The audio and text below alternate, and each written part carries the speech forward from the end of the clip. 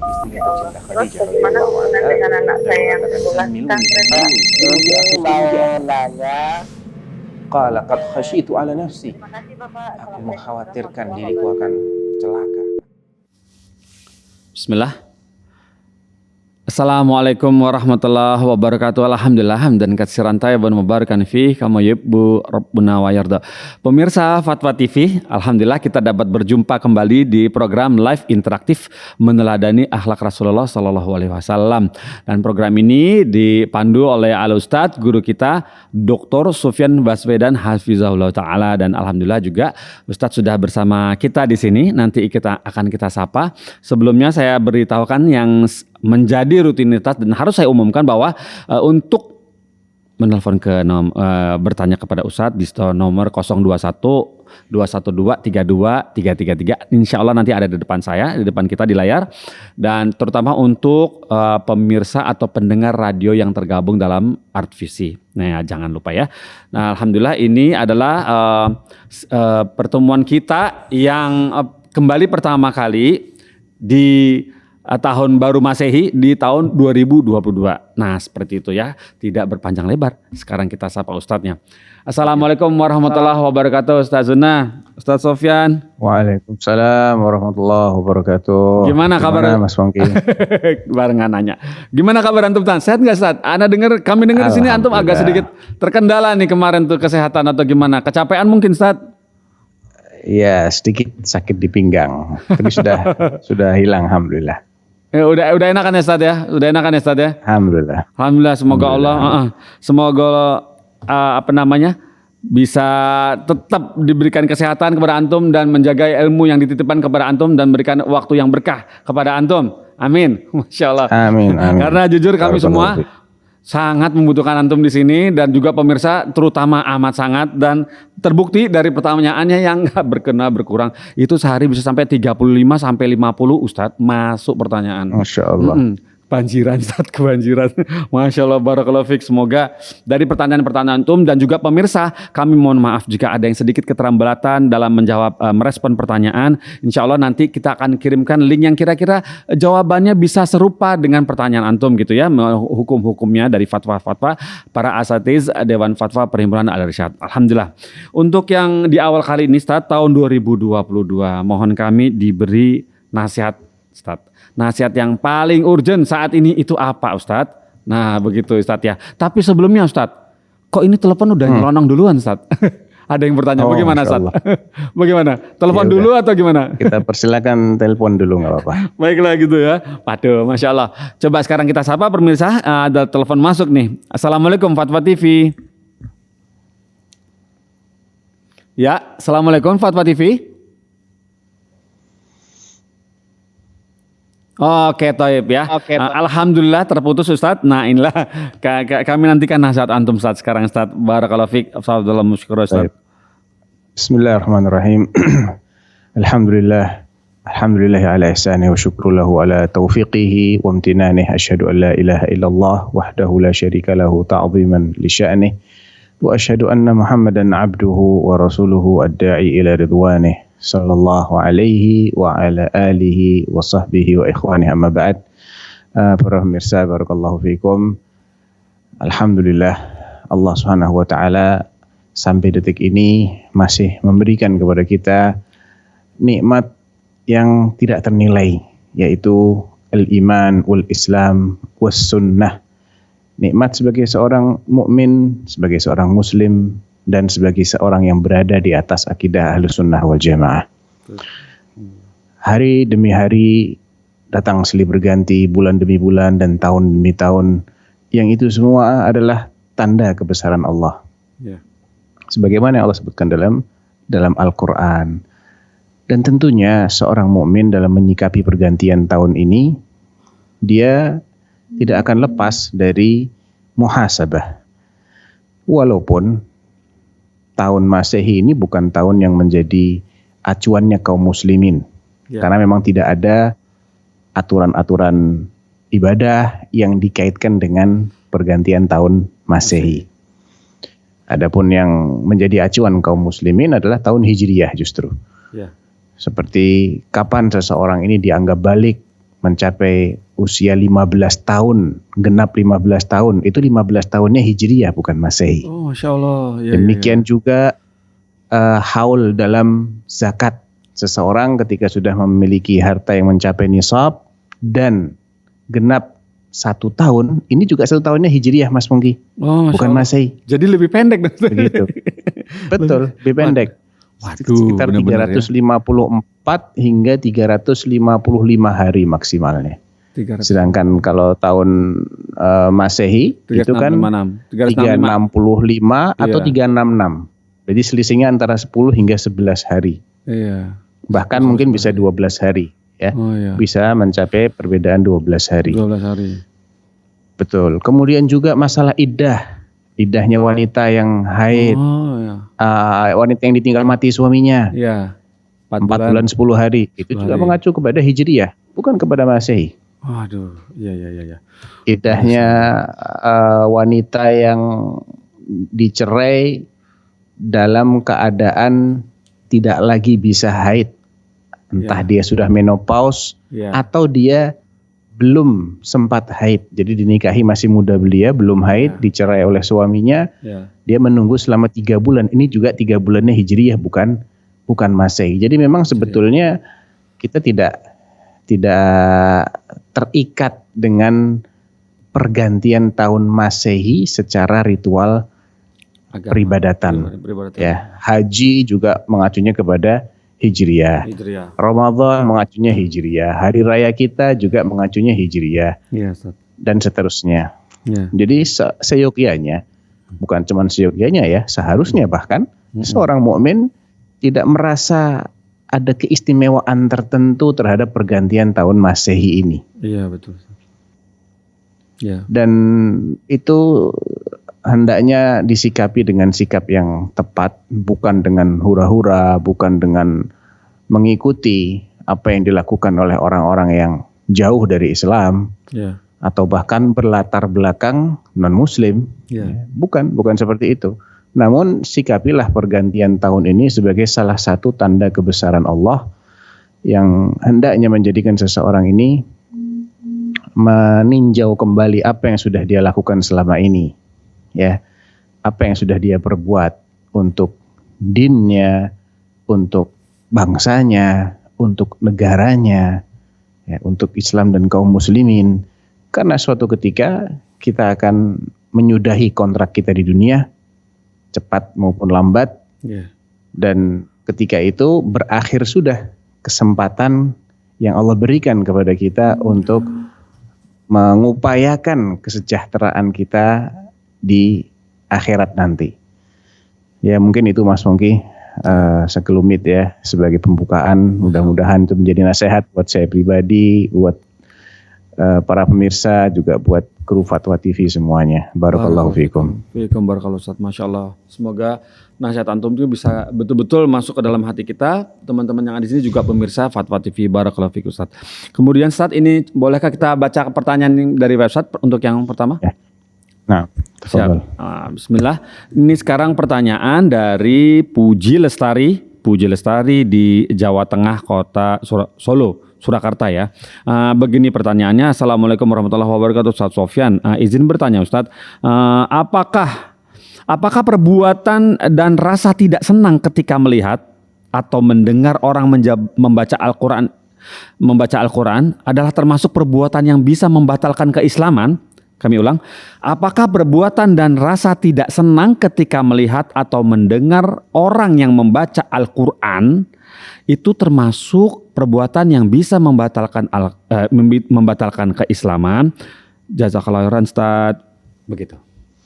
Ya, barakallahu fiik.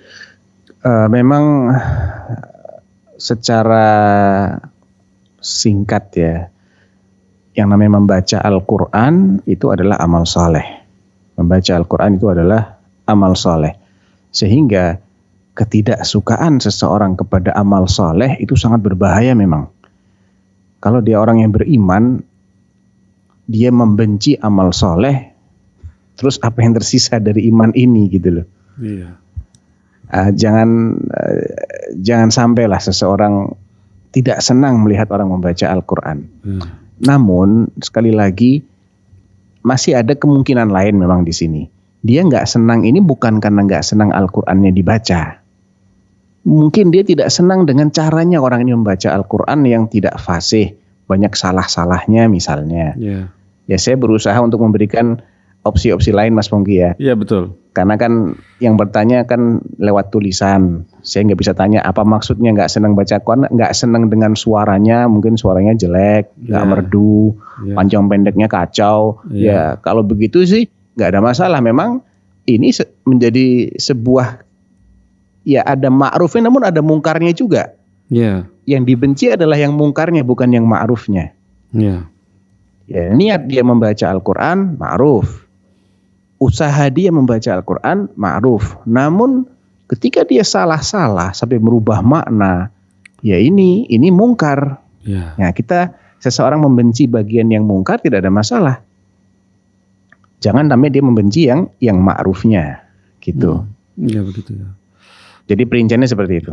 Ya, wallahu a'lam. Masya Allah, barakallahu fikum Ustaz.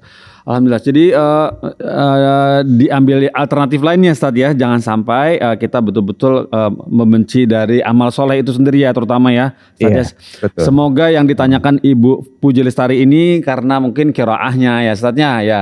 Ada bagaimana cara bacanya, bukan ayatnya yang dia benci. Itu na'udzubillah kalau dia benci ayatnya ya keluar dia dari Islam. Apa yang tersisa.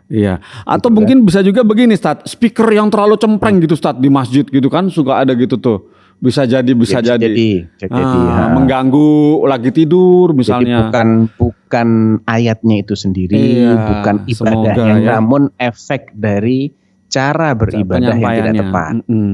Cara beribadah yang tidak tepat. Seperti itu. Amin. Semoga Ibu Lestari yang dimaksud adalah yang itu tadi ya. Baiklah, teman-teman apakah ada telepon masuk? Oke, siap. Coba nih ada telepon masuk ini alhamdulillah. Dari Ibu Rosni di Riau. Kita coba sapa. Assalamualaikum Fatwa TV.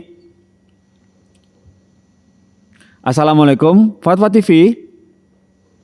Waalaikumsalam warahmatullahi wabarakatuh. Iya, Ibu Rosni ya di Riau ya. Silakan Ibu. Ya. Assalamualaikum warahmatullahi wabarakatuh, Ustaz. Waalaikumsalam warahmatullahi. Ya, mohon bimbingannya, Ustaz. Bagaimanakah ancaman Allah terhadap seseorang Islam bermusuhan dengan Islam yang lain?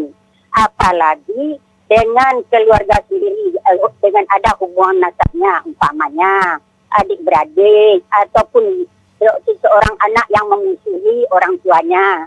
Dan bagaimanakah ancaman Allah terhadap orang yang bermusuhan sepanjang waktu dan tidak habis-habisnya? Mohon penjelasannya Ustaz. Yang kedua apa Bu? Yang kedua tadi yang terakhir apa? Yang pertama bermusuhan dengan adik-beradik. Sampai memutuskan silaturahim antara adik-beradik. Yang kedua dengan ibu kandungnya yang bermusuhan bertahun-tahun sampai puluhan tahun gitu. Jadi bagaimanakah ancaman Allah terhadap perbuatan yang demikian?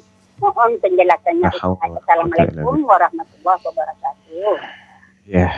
Waalaikumsalam warahmatullahi wabarakatuh. Ya, sebetulnya orang yang tidak tahu dalil pun dia bisa menyimpulkan ya Mas Pongki. Iya Ustaz. Cukuplah fitrah manusia. Kok sampai seseorang memusuhi ibu kandungnya, terus siapa yang akan dia baiki gitu ya? Kalau ibu kandung aja dimusuhi, siapa yang akan dia baiki?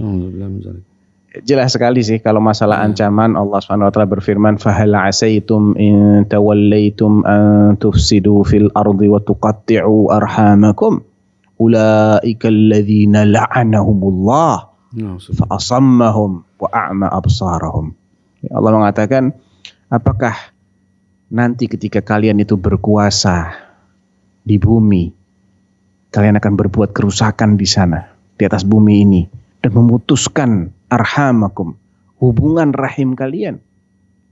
Kalau kalian seperti itu, maka ulaika, mereka itulah yang la'anahumullah, dilaknati oleh Allah.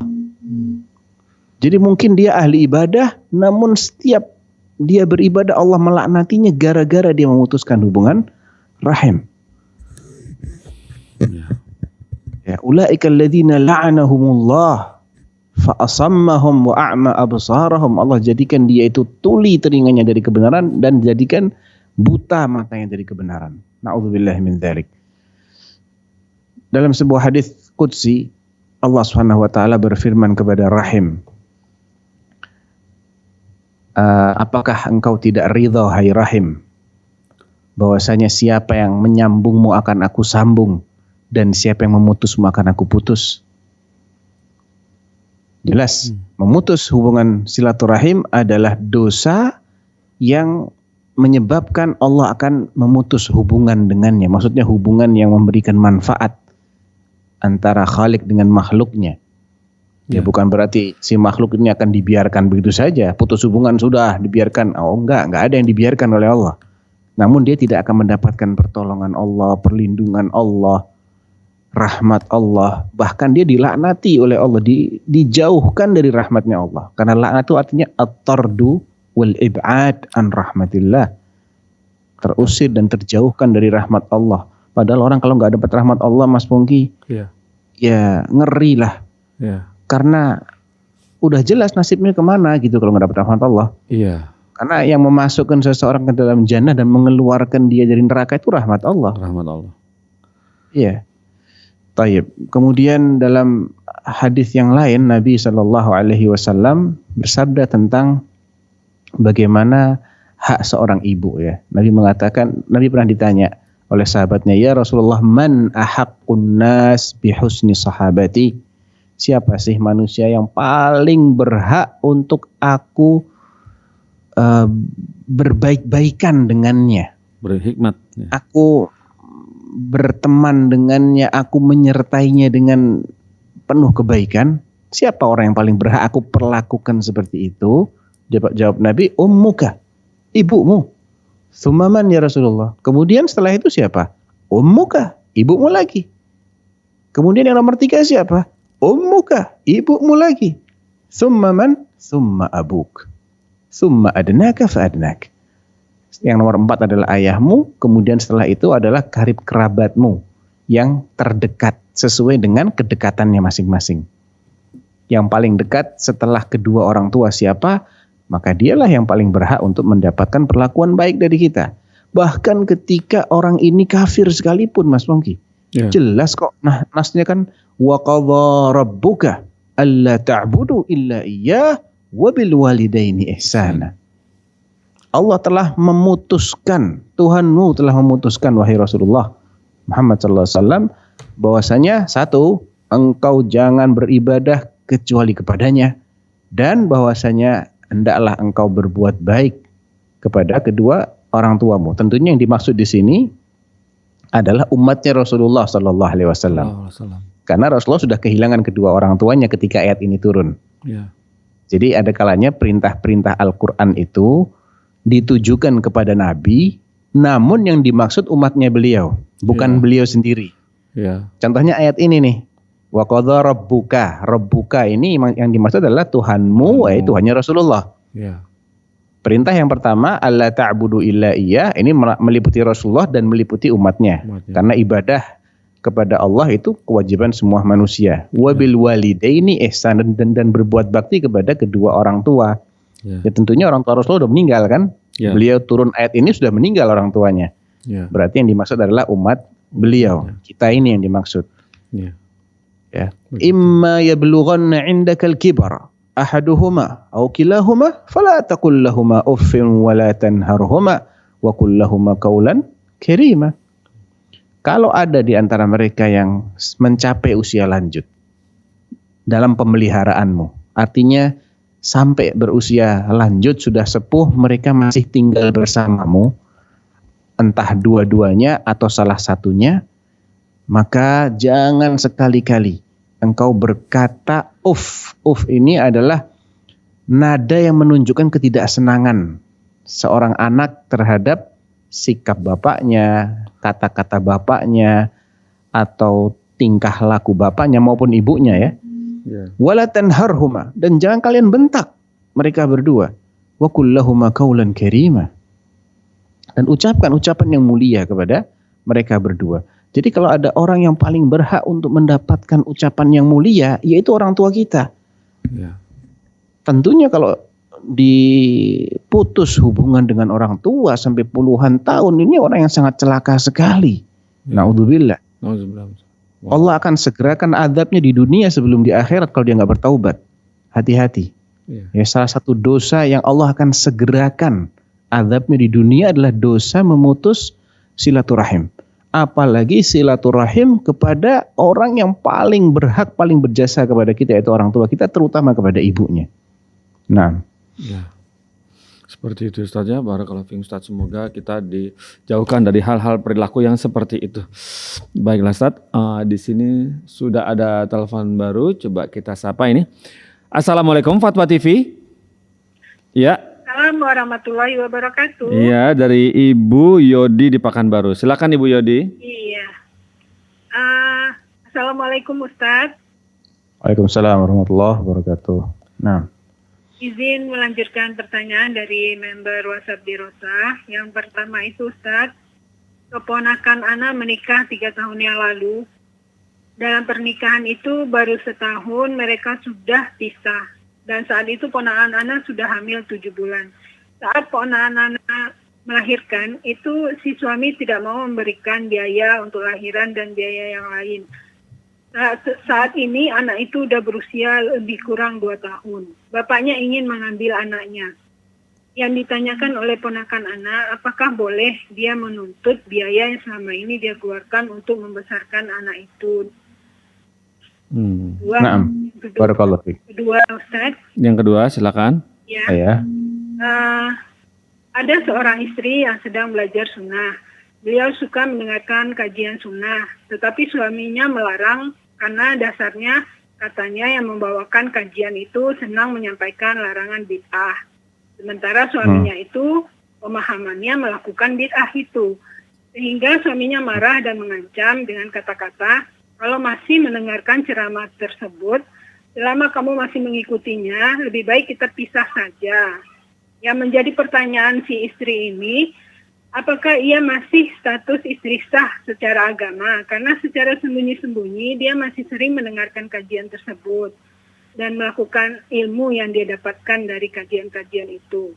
Dan apakah yang dilakukan istri itu tergolong istri yang tidak dirahmati Allah? Mohon pencerahan, Ustaz. Ya. Baik, sebentar Bu ya, jangan diputus dulu. Ya. Jangan diputus. Tadi redaksi kata-kata suaminya, coba diulang lagi. Kalau masih mendengarkan ceramah-ceramah yang selama ini kamu ikuti, lebih baik kita pisah saja. Oke, Nah, ya. baik. Ya. Jadi yang pertama tadi pertanyaannya Terima tentang kasih Bu Yodi. apa tadi? Yang pertama tadi? Menuntut biaya. Menuntut biaya. Oh iya. Jadi anak-anak itu memang masih menjadi tanggungan orang tuanya. Allah berfirman, wa 'alal mauludi lahu rizquhunna wa kiswatuhunna bil ma'ruf. Ya, ketika seseorang itu menyerahkan anaknya kepada wanita yang bisa menyusui.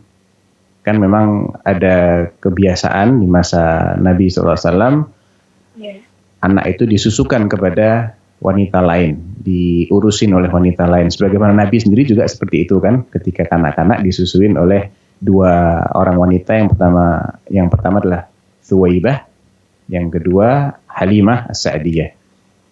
Jadi kalau memang disusukan kepada wanita, ya, maka yang menanggung nafkahnya. Kan air susu itu tidak akan keluar kalau wanitanya tidak makan. Yes. Kalau dia makan, baru dia keluar susunya. Nah, siapa yang menanggung? Makannya termasuk pakaiannya ini ditanggung oleh bapaknya si anak. Wa 'alal mauludi lahu, yang anak ini dinisbatkan kepadanya. Tentunya seorang anak dinisbatkan kepada bapaknya dalam Islam. Ya. Ini fulan bin siapa? Fulanah binti siapa? Nah, bapaknya itu yang menanggung nafkah perawatan si anak ini sampai dia bisa mandiri. Jadi kalau masih 2 tahun itu masih ditanggung oleh bapaknya. Memang itu kewajiban si bapak. Kalau bapak tidak menunaikan kewajiban ini, dia berdosa. Nah, Jadi diperbolehkan si ibu menuntut biaya perawatan anak itu selama 2 tahun kepada bapaknya. Yang kedua, terkait dengan apakah ketika si suami ini mengatakan, selama kamu masih mendengarkan ceramahnya si fulan, maka lebih baik kita pisah saja. Ini zahir dari redaksi ucapan suami ini, ketika dilanggar, maka tidak otomatis jatuh talak.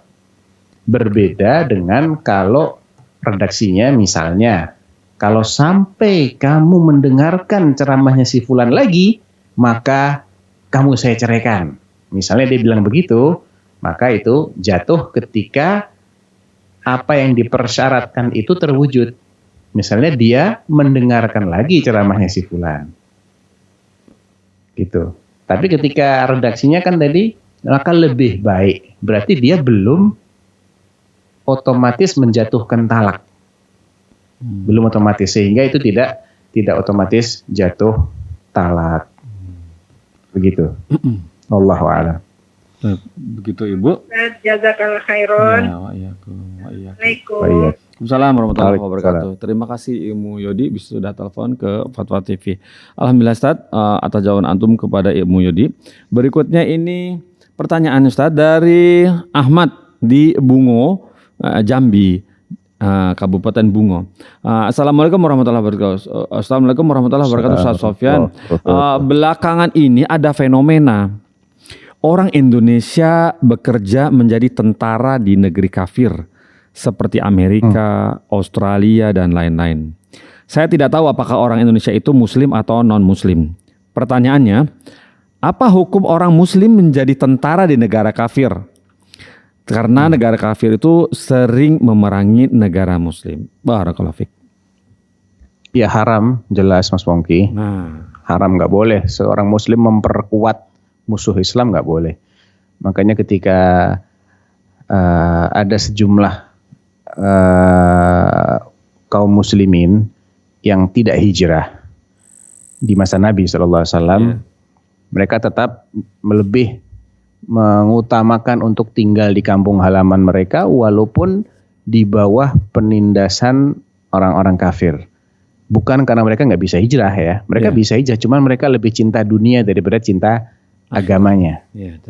Akhirnya ketika orang-orang kafir ini terlibat peperangan dengan kaum muslimin, kalau nggak salah di perang Badar ya, maka dipaksalah minoritas muslim yang di bawah kekuasaan mereka ini untuk menjadi relawannya, bukan relawan ya mungkin semacam wajib militer lah kalau dalam istilah kita hari ini ya. Kamu harus perang, kamu kan warga negara. Kamu warga negara Amerika misalnya, atau Inggris, atau Cina, atau yang lain lah, India. Kamu harus membela negara ini. Walaupun yang dihadapi adalah Nabi dan kaum muslimin. Akhirnya mereka pun dipaksa untuk ikut dalam barisannya orang-orang musyrikin. Karena kaum muslimin tidak tahu kalau yang di barisannya orang musyrik itu ada yang muslim, ya mereka menyikapi siapapun yang di barisan musuh sebagai musuh. Akhirnya terbunuhlah sejumlah orang dari mereka ini. Ketika mati, malaikat tanya begini kepada mereka. Innal ladzina tawaffahumul malaikatu zalimi anfusihim qalu fima kuntum. Sesungguhnya orang-orang yang dimatikan oleh malaikat dalam keadaan menzalimi diri mereka sendiri. Jadi Allah menamakan perbuatan mereka berada di barisan musuh itu sebagai perbuatan zalim. Kezaliman haram apa halal? Haram. Orang ini dianggap menzalimi diri mereka sendiri. Kemudian ditegur keras oleh malaikat. Fima kuntum. Kalian ini mati dalam keadaan apa? Kok jelek banget? Mati di barisan musuh. Bukan mati di barisannya kaum muslimin, di barisannya Nabi. Qalu kunna mustada'afina fil ard. Mereka menjawab, kami ini orang-orang yang tertindas di Mekah. Ya, kami dipaksa. Dijawab lagi oleh Jibril. Ya, oleh Malakul Maut ya. Afalam takun ardullahi wasi'atan fatuhajiru fiha. Kan bumi Allah gak cuma Mekah. Ada bumi yang lain. Kalian kan bisa keluar dari sana biar nggak dipaksa.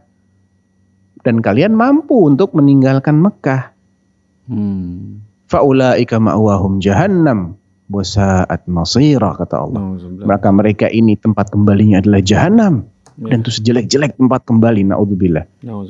Yang dikecualikan hanyalah illal mustad'afina minar rijali wan nisa wal wildan alladzina la yastati'una hilatan wa la yahtaduna sabila. Kecuali kalau mereka yang tertindas ini baik dari kalangan laki-laki, perempuan, anak-anak adalah orang-orang yang tidak punya pilihan lain, nggak tahu bagaimana cara meninggalkan wilayah kekuasaan orang-orang kafir itu, nggak tahu bagaimana cara mereka keluar dari penindasan ini, nggak punya biaya atau nggak tahu harus pergi kemana, maka mereka dimaafkan oleh Allah. Tapi kalau selama mereka bisa menghindari pemaksaan itu, jelas nggak boleh. Apalagi kalau sukarela, na'udzubillah, ini menunjukkan imannya sudah sekarat. Sekarat. Iya, sebentar lagi mati itu imannya. Iya, aduh, jangan sampai deh, anak cucu keturunan, waduh, ya terjebak dia ya, terjebak sama orang-orang seperti ini. Barakallahu fiik Ustaz atas jawaban antum. Berikutnya ini ada telepon masuk, coba kita sapa nih. Assalamualaikum Fatwa TV. Waalaikumsalam. Ya, adik Fatoni di Jember ya, silakan. Iya, setiap sebagian orang itu kan Allah ciptakan warna rambutnya itu berbeda-beda, Ustaz. Nah, apakah orang yang berbeda warna rambutnya, kalau sekarang kan warna rambutnya itu misalnya warna hitam. Nah, apakah orang yang warna rambutnya tidak hitam, kalau orang yang mau masuk Islam itu harus merubah dulu warna rambutnya menjadi hitam, Ustaz? Baik. Itu saja pertanyaannya ya. Terima kasih sudah. Jawabannya tidak ada keharusan sama sekali untuk merubah warna rambut. Nah, begitu ya. Ya, tidak harus dirubah warna rambutnya untuk masuk Islam. Nanti akan rubah sendiri kalau udah ada catnya, nanti juga hilang sendiri cat. Barakallahu fikum Ustaz atas jawaban antum ke Pak Adik Fatoni di Kota Jember. Barakallahu fik. Kemudian ini Ustaz, pertanyaan dari Fatul Arifin. Fatul Arifin di Bali, Kabupaten Tabanan, Indonesia. Assalamualaikum warahmatullahi wabarakatuh Ustaz Sofyan. Ustaz, saya mau bertanya tentang penggibahan atau gibah. Jika orang non-muslim menggibah kita, dalam kurung kaum muslimin, apakah sama hasratnya seperti kaum muslimin yang lain yang saling transfer pahala atau dosa? Sedangkan mereka non-muslim tidak sama dengan kaum muslimin. Mohon penjelasannya ya Ustadz. Terima kasih. Wassalamualaikum warahmatullahi wabarakatuh. Begitu. Ya, jadi yang diribah muslim, yang meribah non-muslim gitu Mas Mampu. Ya, gitu. Atau mungkin sebaliknya mungkin. Bagaimana ini? Ya, silakan Ustadz. Tentunya kalau yang diribah ini muslim, dia tidak akan kehilangan haknya. Alhamdulillah. Ya. Dia tidak akan kehilangan haknya. Dan sebetulnya orang kafir pun itu terkena konsekuensi dari setiap pelanggaran syariat yang dia lakukan, walaupun dia masih kafir. Gitu. Misalnya dia kafir, dia nggak sholat, dia nggak puasa Ramadan, dia nggak zakat, nggak ini nggak itu, dan dia juga melanggar semua yang diharamkan Allah, maka dia akan dihukum oleh Allah atas kekafirannya satu, dan atas semua kewajiban yang dia tinggalkan, dan juga atas semua dosa yang dia lakukan. Jadi bukan hanya kekafirannya saja yang dijadikan sebagai parameter untuk menghukum. Ya. Jadi orang kafir yang membunuh dengan orang kafir yang tidak membunuh, hukumannya lebih berat yang kafir dan yang membunuh. Kafir plus membunuh, kafir plus ribah, ini makin banyak dosanya, makin berat juga hukuman dia. Ya, sebagaimana dalam firman Allah, "Anil mujrimina ma salakakum fi saqar?" Qalu lam naku minal musallin wa lam naku nut'imul miskin wa kunna nakhudu ma'al khaidin wa kunna nukadzibu biyaumiddin hatta atanal yaqin. Ya. Ketika orang-orang yang mujrimin, orang-orang yang durjana itu ditanya, apa sih yang menyebabkan kalian masuk ke dalam neraka sakar? Jawab mereka, ada 4. Lam naku minal musallin, kami enggak pernah sholat. 1. Walam nakun nut'imul miskin. Kami juga nggak pernah ngasih makan orang miskin. Orang miskin. Wa kunna nakhudu ma'al khaidin. Dan kami membicarakan hal-hal terlarang bersama orang-orang yang membicarakan hal-hal yang terlarang. Wa kunna nukadzibu biyaumiddin. Nah, dosa yang keempat ini dosa yang kufur itu sendiri. Karena kami mendustakan adanya hari pembalasan. Nah, Seandainya mereka hanya dihukum karena kekafiran mereka, maka buat apa disebutkan yang 3 pertama? iya. Nggak sholat, nggak ngasih makan, Iya. membicarakan yang terlarang. Ya. Ini menunjukkan bahwa selain kekafiran, dosa-dosa itu juga menjadi penyebab dihukumnya seseorang orang kafir di neraka. Sehingga Mungkin ketika berat. dia menghibah seorang muslim, ya dia akan tetap mendapatkan hukuman orang yang menghibah.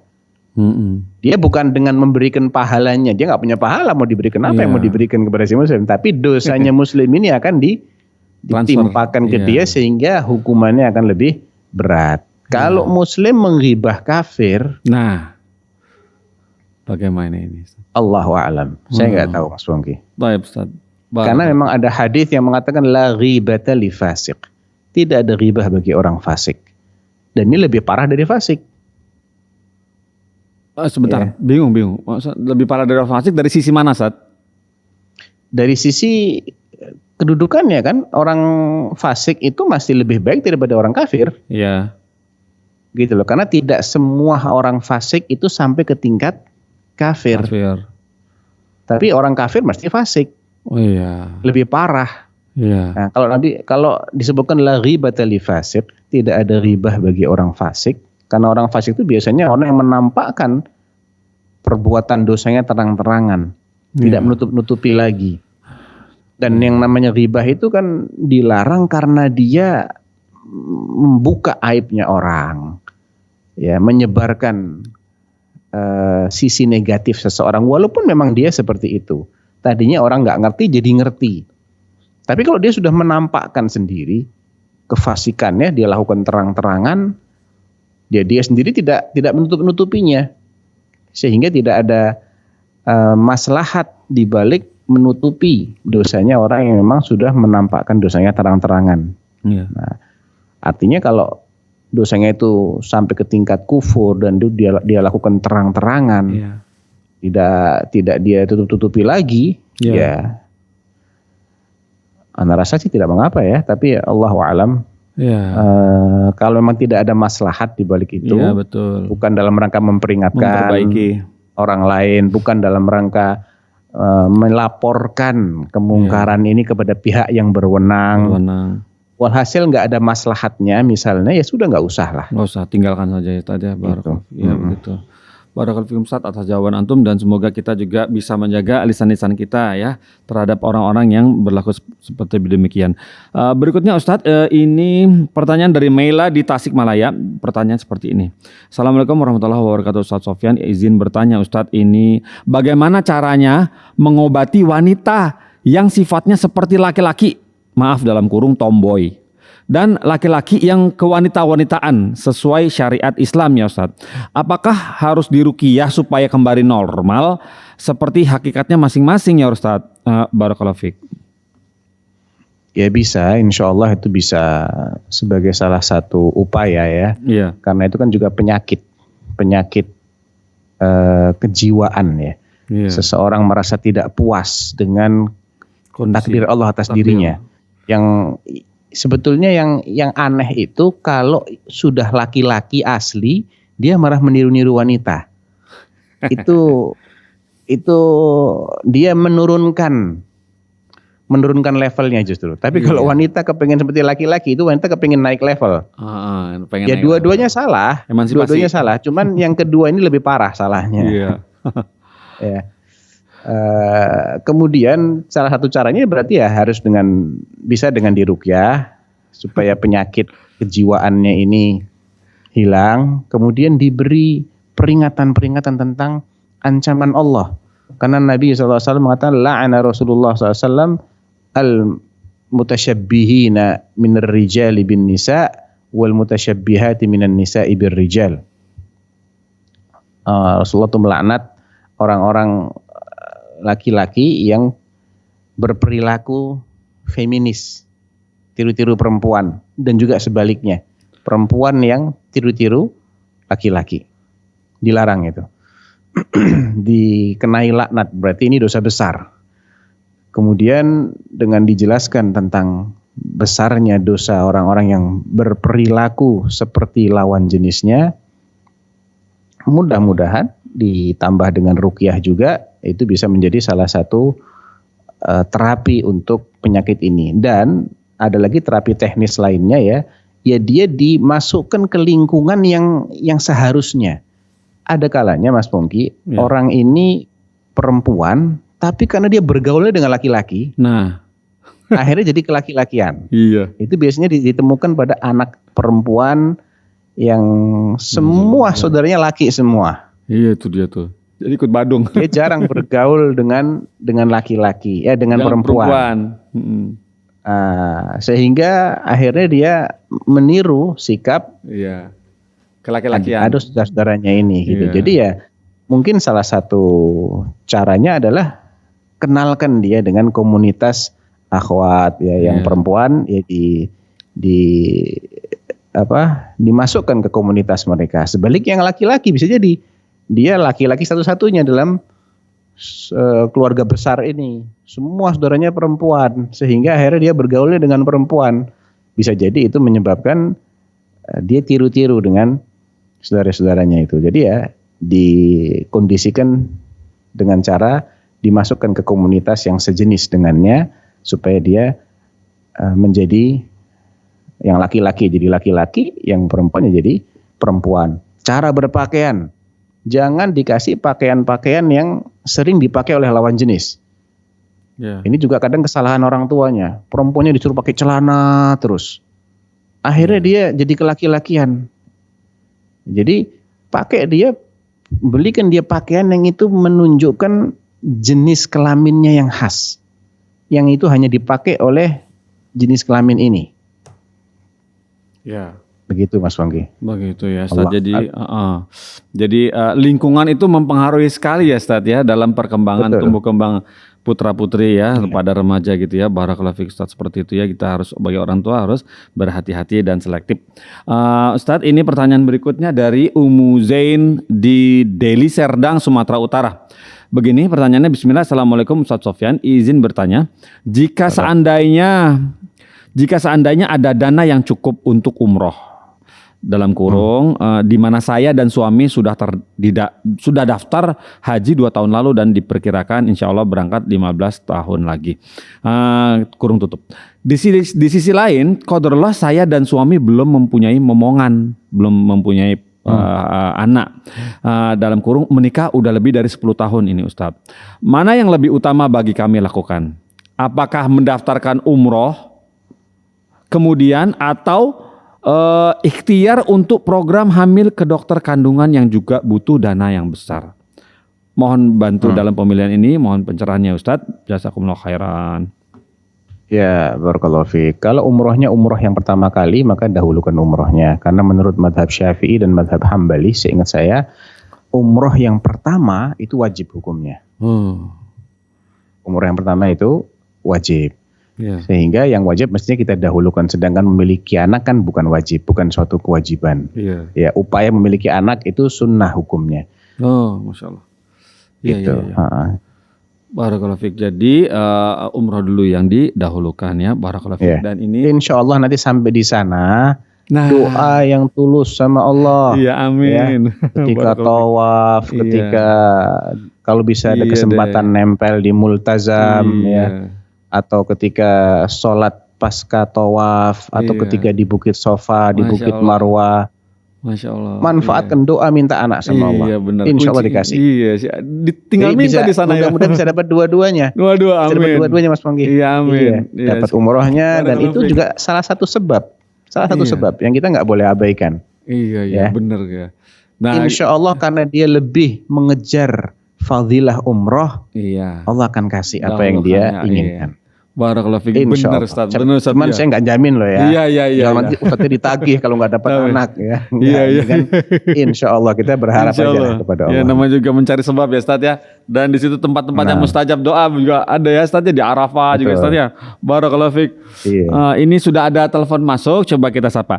Assalamualaikum Fatwa TV. Waalaikumsalam warahmatullahi. Iya, dari Bapak Umar di Jambi, betul ya? Ya, dari Bapak Umar. Silakan Bapak Umar. Ya, terima kasih. Assalamualaikum Ustaz. Waalaikumsalam warahmatullahi wabarakatuh. Ya, di sini saya ingin menanyakan Ustaz, apakah pelaku bid'ah ini sebatas amalannya saja yang tertolak, ataukah juga berbuat bid'ah ini juga berakibat dosa begitu Ustaz? Terima kasih, mohon pencerahannya. Assalamualaikum warahmatullahi wabarakatuh. Iya. Waalaikumsalam warahmatullahi wabarakatuh. Kalau perbuatan bid'ah itu dia lakukan setelah dia tahu itu adalah bid'ah, maka bid'ahnya, perbuatannya tertolak dan dia juga ada berdosa karena bid'ahnya. Itu seperti orang yang bermaksiat dengan sengaja. Dia sudah tahu itu maksiat, dilanggar, ya dosa plus kalau itu ya maksiat yang selalu tertolak, ya nggak ada maksiat berpahala. Jadi intinya dia bukan hanya tertolak ibadahnya, namun juga dia berdosa karena dia melakukan sesuatu yang terlarang setelah dia tahu kalau itu terlarang. Namun kalau bid'ahnya ini dia lakukan karena keawaman dia, karena kejahilan dia, maka yang jelas amalnya tertolak. Ya. Apakah dia berdosa? Selagi dia ini bukan orang yang malas belajar, bukan orang yang menganggap tidak penting, saya nggak penting untuk tahu ini bid'ah ini sunnah. Ya, selagi dia bukan orang seperti itu, artinya dia ini orang yang mau belajar atau dalam proses belajar. Ya. Namun ketika itu dia belum tahu kalau amaliyah ini itu sebetulnya masuk kategori bid'ah. Dia mengiranya itu sesuatu yang dianjurkan. Ya. Maka insya Allah dia tidak mendapatkan nggak mendapatkan dosa, ya. Dan boleh jadi kalau dia punya niat yang baik, ya Ibn Taimiyah mengatakan dia mendapatkan pahala dari niatnya, bukan dari amalnya ya, dari niat baiknya saja. Adapun amalnya tetap tertolak, karena kan amalan itu ada pahala niat, ada pahala amal. Pahala niat yang baik itu 100%, satu tapi nggak dilipat gandakan, satu pahala niatnya. Kalau sampai niat yang baik ini diamalkan dan amalan itu sesuai dengan sunnah, masuk kategori amal saleh, maka akan mendapatkan pelipat gandaan minimal 10 kali. Jadi kalau dia punya niat yang baik dan bukan karena dia malas belajar, bukan karena dia menganggap tidak penting untuk mengetahui mana sunnah mana bid'ah, ya bukan karena itu, mudah-mudahan amal atau niat baiknya ini masih diberi pahala oleh Allah Subhanahu wa taala, walaupun sekali lagi secara amaliyah tetap tertolak. Man amila amalan laisa alaihi amruna fahuwa raddun. Amalnya mardud. Bagaimana dengan niatnya? Ya niatnya tadi itu. Ada kemungkinan masih diberi pahala. Tapi syaratnya apa tadi Mas Pongki? Satu, bukan malas belajar. Nah, itu dia. Dan bukan karena menganggap ini nggak penting ini. Apa sih ilmu agama? Menyepelekan. Apa belajar sunnah, belajar bid'ah, nganggap sepele, bukan karena itu. Ya. Artinya kalau karena itu, ya dia dosa tetap. Nggak dapat pahala apa-apa. Dari niatnya nggak ada, dari amalnya apalagi. Aduh, ya. Barakallahu Ustaz, berarti itu ya Ustaz ya. Sulit ya mengerti hati seperti itu ya. Barakallahu fikum Ustaz. Baiklah, alhamdulillah. Insyaallah kita masih memiliki waktu sedikit lagi untuk satu pertanyaan insyaallah. Dari ini Ustaz, pertanyaan berikut dari Mbak Lia di Sulawesi Selatan, Makassar. Pertanyaan seperti ini. Bismillah, assalamualaikum warahmatullahi wabarakatuh. Ustaz Sofyan, Afsan, Ustaz mau bertanya. Suami saya mu'alaf. Dia tidak bisa sholat. Setiap mau anak ajarkan banyak sekali alasannya. Sering bermain judi online. Tapi alhamdulillah beliau tidak pernah melarang saya untuk taat atau menutup aurat. Beliau juga tidak pernah melarang ana memakai cadar. Ana dan beliau menikah sebelum Ana mendapatkan hidayah sunnah. Apaan yang mau Ana tanyakan ya Ustadz, apakah yang harus Ana lakukan ya Ustadz terhadap suami saya, atau apakah Ana harus menuntut cerai? Barakallahu fiik. Jadi tidak pernah sholat ya Mas Wongki ya? Suaminya diajak sholat, banyak alasan dan suka bermain judi online, begitu. Itu yang dikeluhkan. Banyak alasan itu artinya nggak mau sholat. Enggak. Kemungkinannya begitu ya? Iya, kemungkinannya begitu. Ya. Kalau emang dia nggak mau sholat, ya nggak ada artinya dia menjadi seorang muslim ya. Islam itu rukunnya tiang-tiangnya sholat. Iya. Seperti orang bangun rumah nggak pakai tiang, nggak jadi rumahnya. Ya, nggak jadi rumahnya. Saya khawatir sekali kalau dia ini sampai nggak mau sholat sama sekali ya. Tapi kalau dia kadang mau sholat, kadang nggak sholat, ini ya dosa besar juga ya. Iya. Dosa besar yang sebagian ulama mengkategorikannya sebagai sesuatu yang bisa menjadikan dia keluar dari Islam. Nah, gitu ya. ya. Oleh karena itu, kalau memang dia terus-terusan seperti itu, suaminya terus-terusan seperti itu, doyan main judi online, ini akan berimbas kepada keharmonisan rumah tangga dan bisa juga kepada nanti anak keturunannya. Iya. Bagaimana ketika si anak ini melihat bapak yang penjudi, bapak yang nggak sholat, dia akan mengikuti akhlak bapaknya itu. Yang kedua, uang yang didapatkan kan jelas kalau suka judi online dia berarti uangnya uang haram. Uang haram nggak ada berkahnya. Iya.